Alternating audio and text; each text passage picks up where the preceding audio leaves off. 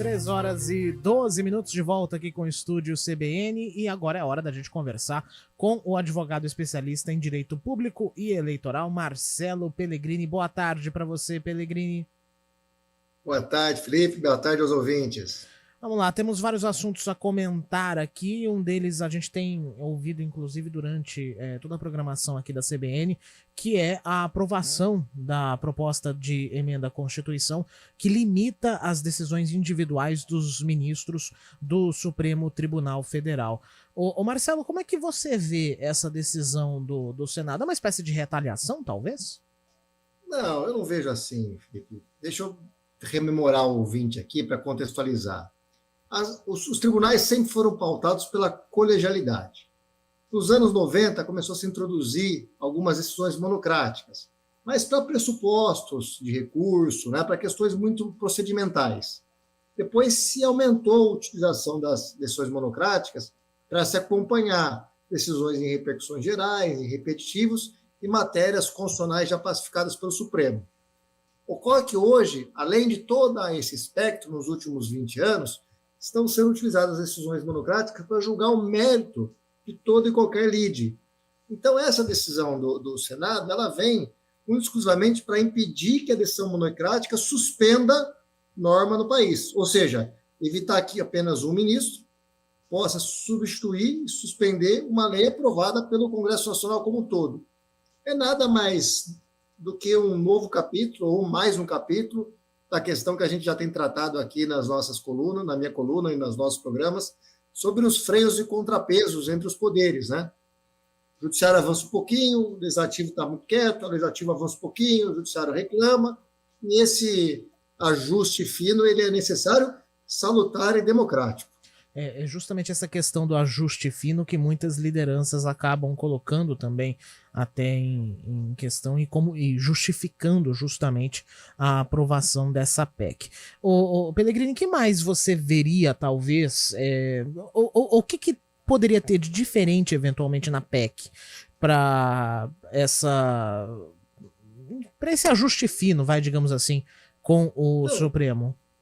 Como ela é exclusivamente, eu tive o cuidado de ler hoje o que foi aprovado pelo Senado, obviamente agora tem que passar pela Câmara, tem todo um processo lá, parece que a Câmara, pelo que eu andei apurando, não leva esse tema tanto na urgência como leva o Senado, né?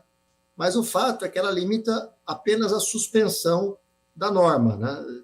Não que o ministro não possa continuar julgando monocraticamente quando for um aspecto procedimental, quando a matéria estiver contra ou a favor de justiça sedimentada, quando o Supremo já tiver decidido pelo plenário as questões constitucionais. O uso das decisões monocráticas continua válido nessas outras hipóteses. O que o Judiciário está falando agora é o seguinte: para suspender uma lei, né, a eficácia por aparente inconstitucionalidade, vamos fazer colegiado, como era nos anos 90, inclusive.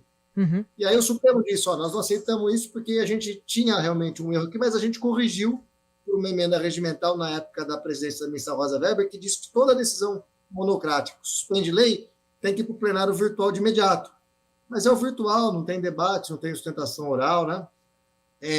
Acho que o Senado andou bem. E isso não é demérito para nenhum poder, nem para nenhum ministro, muito menos para algum julgador. O Supremo vai continuar tendo a última palavra, e é bom que seja assim, ela é a Suprema Corte.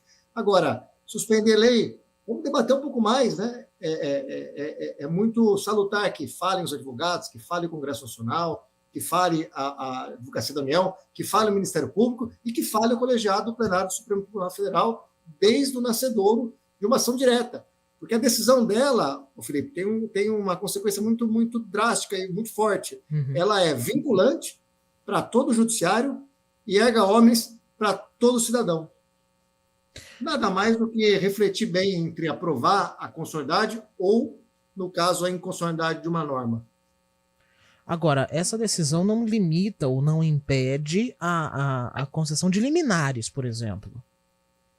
Claro que não, né? Nem poderia ser, né? A questão das liminares, né? Ela está íncita ao poder geral de cautela que todo juiz tem. Né? Matérias absolutamente relevantes, nada vai obstar que o ministro aprecie, né, e que dê liminar. O que se está pleiteando é que a suspensão de inconstitucionalidade seja monocrática, né? Muito pelo contrário, aí sim Acho que se limitasse o uso das repercussões gerais contra matérias já decididas pelo Supremo ou por recursos vazios, ou se impedisse que liminares fossem dados por membros do Judiciário, sim, estaria evada de inconstitucionalidade e ofenderia de morte a tripartição de poderes. Mas no caso não há. Tem outra crítica que eu li hoje também, que o Supremo disse, mas vocês estão modificando o meu regimento e só eu posso mudar o meu regimento. Mas o Supremo fez uma interpretação, quando veio a Constituição 8, que o regimento dele tem força de lei. Então, lei posterior e agora é uma PEC, é emenda constitucional acima de lei, pode alterá-lo com o devido respeito aqui, e sem demérito, sem limitar poderes, né, de quem quer que seja. É um ajuste fino, salutar, é um debate que tem que ser feito.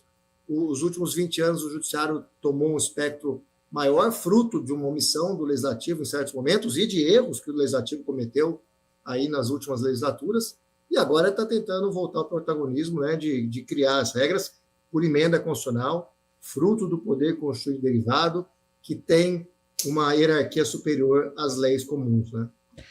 Mudar um pouquinho de assunto, mudar um pouquinho de assunto, mas falando de Superior Tribunal ainda, mas agora do Superior Tribunal de Justiça, a nova ministra do STJ, Daniela Teixeira, tomou posse, né, ontem. Ontem não, quarta? Não, foi ontem. Quarta-feira. Não, foi quarta-feira, isso. Eu já não sei mais nem que dia que eu tô, então acontece. Eu lembro que a Daniela chegou a conversar no jornal da CBN com o Milton Jung e a Cássia Godoy, se dizendo muito emocionada com toda essa representatividade do fato dela assumir essa posição. Como é que você vê, pelo menos nessa primeira... a primeira impressão, digamos assim, da Daniela?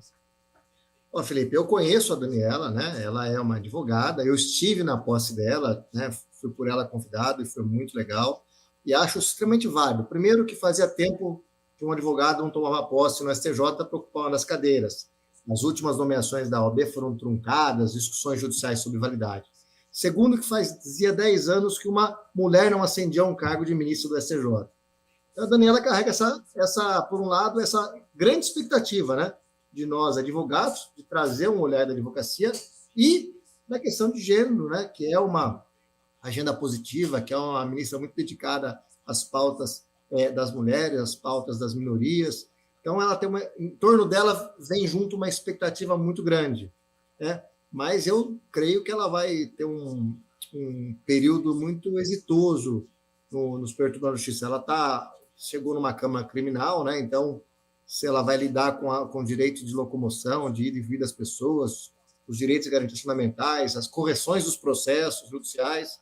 Então, eu tenho uma expectativa que ela será uma grande ministra aí para o tribunal, além de todo esse momento, né, que se vive, né, de uma nomeação de uma advogada, de uma nomeação de uma mulher, de uma nomeação de uma feminista, mas que tem um grande e notável saber jurídico.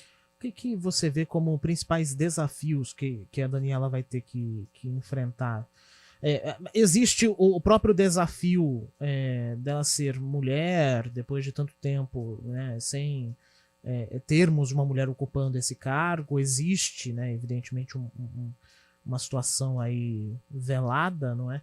Mas que outros tipos de desafio você vê? Olha, no caso de mulher, são 6 dos 33 membros, é só para o ouvinte ter essa ideia aí do número lá no STJ. O desafio maior que eu vejo do ponto de vista macro, né, porque a gente aqui está dizendo aqui do ponto de vista amplo, né, não de um processo específico, é uma discussão entre a jurisprudência defensiva, que impede a análise do mérito de muitas ações, para o garantismo que a Constituição dá nos direitos e garantias fundamentais. Esse é o grande pêndulo da Câmara Criminal do STJ, onde a ministra Daniela Teixeira vai enfrentar grandes e boas polêmicas. Uma última coisa antes da gente ir embora. Você cantou Evidências também? Não, Evidências foi na posse do ministro Barroso no Supremo. E, na verdade, lá, curiosidade aí, acho que a gente pode abrir um parênteses. Na verdade, a Daniela cantou foi o hino do Flamengo, que ela é flamenguista.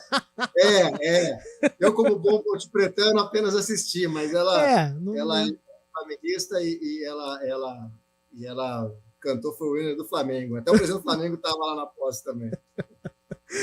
Beleza. Aí, como um bastidor aí da posse, mas muito festiva, muito prestigiada, muito célere, e muita expectativa se cria em torno da nomeação dela. E nisso você já é possível perceber, justamente nesse fato dessa cerimônia de posse ter sido tão aguardada e tão comemorada, já é um ponto positivo a favor dela, né? Sim, diversidade é o nome, é a marca, acho que da campanha que ela fez e tentando alçar o cargo de ministra do Superior Tribunal de Justiça. Tá certo, Marcelo Pellegrini, muito obrigado pela nossa conversa de hoje. Grande fim de semana para você. Obrigado, Felipe. Obrigado aos ouvintes. Grande final de semana.